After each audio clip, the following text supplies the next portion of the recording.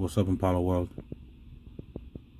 I thought I'd show y'all the 1964 Chevrolet Impala windshield wiper switch hardware.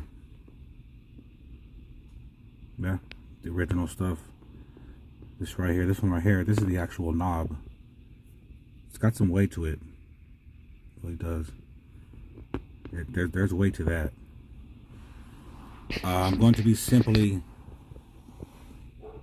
routing the actual windshield wiper switch back into that hole where it belongs. Oh, excuse the mess. Again, Impala World, the 1964 Chevrolet Impala windshield wiper switch hardware accessory.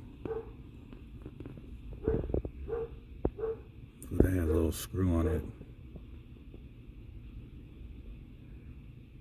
Yeah, that has a screw on it.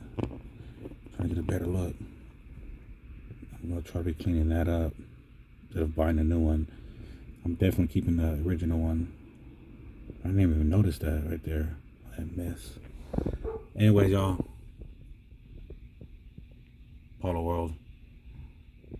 That's the windshield wiper switch, and I'm going to be placing it back into there. A wiper.